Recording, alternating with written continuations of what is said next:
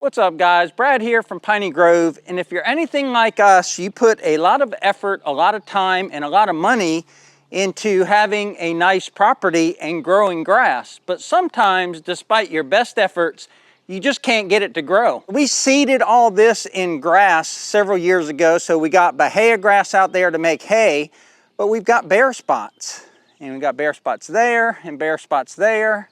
There's a bare spot over there. The one place where we don't have trouble growing grass, it seems, is in our gravel driveway. This gravel is limestone gravel, and it was mined from deep underneath the ground where there's no weed seeds and no grass seeds, and it has no nutrients. But you can see here that it must not take much for grass and weeds to grow, because they're sure having a good time growing here in our gravel. So there's two ways we can get rid of the grass and weeds in our gravel. One, we can go around and pluck it out by hand or with a shovel, but we all know that's not very fun. And the second way is to spray it with a weed killer. Growing up on a farm, we used to have a fruit stand or a vegetable stand, and we would grow basically acres of things to sell. And one thing that we grew a lot of was sweet corn, and I used to walk literally miles of rows of sweet corn with a backpack sprayer. And this is the exact style of backpack sprayer that I used as a kid. This one is probably 10 years old. It's made by Solo, but many manufacturers out there make a backpack sprayer. And I'll just show you how it's used here real quick. You put it on your back, and then with your left hand, you pump it. And you keep it pumped. That keeps pressure in the wand. And then you use the trigger right here, and it sprays out. It's very simple. Works very good, and it allows you to carry 4 gallons of mix with you, so it lasts a relatively long time. The problem is that if you're doing acreage or long rows or whatever, that constant pumping motion, eventually you'll get cramping in your arm. Even when I was younger, I'd get cramping, but I could power through it.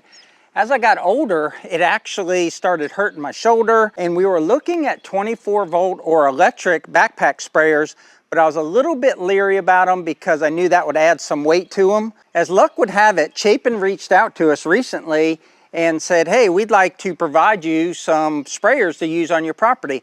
Now, full disclosure, want to be 100% honest with our viewers, we did not pay for this sprayer, but we're also not getting paid for this video, and there is no sort of commission or anything that comes back to us. We have no script we have to say. They basically said, here's our sprayer, use it, and let us know on your channel what you think about it. So that's what we're going to do today. But I am excited about using this sprayer because we were actually looking at something like this that was battery powered, so we could stop that pumping. I put it all together. One thing I will say that there is some pretty cool features is it's got this screen in here, and it's easy to get to. That way you don't have to put your hand in the liquid.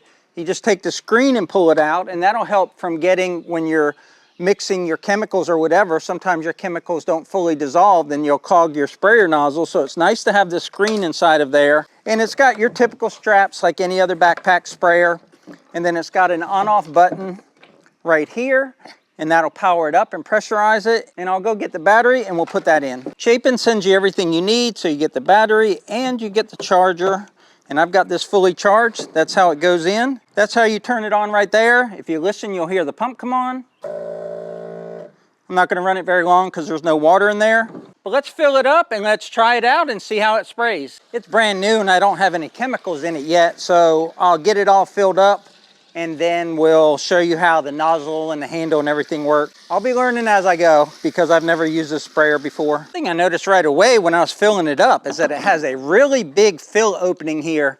And I've got at least 3 different brands of sprayers, and this is the biggest one that I have, to include my ATV sprayer. It's just got a really big fill opening, got a nice screener that goes in there, and then the cap actually has a raised handle. Makes it real easy to put that on and off. I don't have any chemicals in here, just water, so let's turn it on and see how it pumps. I'm thinking it's going to pump up the pressure and turn off, and that's what it did. Now that the pump is primed, we'll show you how to change the nozzle. If you tighten it, it becomes a finer spray.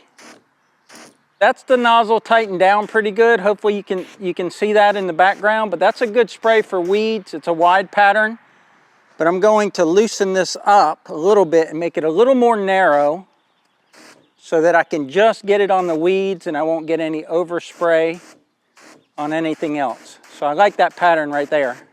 And I'm grinning from ear to ear because I can't believe how simple this is and how great it's gonna be not to have to pump anymore.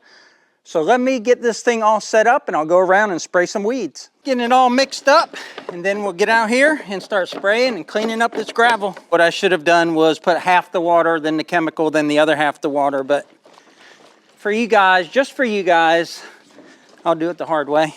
The hardest part of a backpack sprayer is always getting it on, especially when you're old and have bad shoulders. That went on pretty easy. This little cross strap here doesn't feel too bad.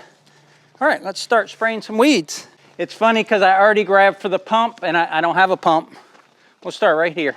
I'm gonna let it run for a bit to get chemicals down there because there's water there. There's your pattern right there. You can see it on the concrete. And there's overspray, so you gotta be careful that you don't hit plants that you don't wanna get, but this thing is awesome. So here along the edge, I'm gonna point it towards the camera just so there's no overspray back here on the grass behind me, but this thing truly is a game changer. I can't believe I waited so long to get one. Makes spraying fun again. And this is how much battery is left after one tank. You can see we use 1 of 4 bars. So based on that, we should be able to spray out 4 tanks with 1 charging.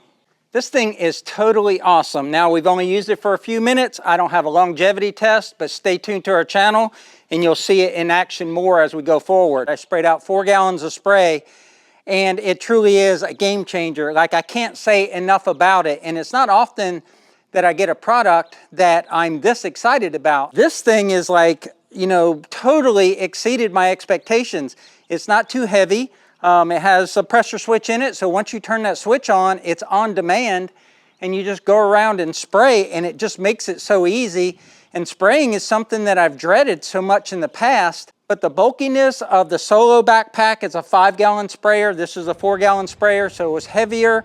The constant pumping of it, you just felt like you were always working the spray, and this, you're just walking and spraying, and in 7 days or so, all these weeds will be gone and dried up, and this will look like new again. We'll leave a link down below to Chapin so you can check out all their fine products, but we just wanted to give you guys some instant feedback before we closed out the video. Well, we sure appreciate you guys watching. We appreciate your support as always, and until next time, remember, life's short, tractor hard.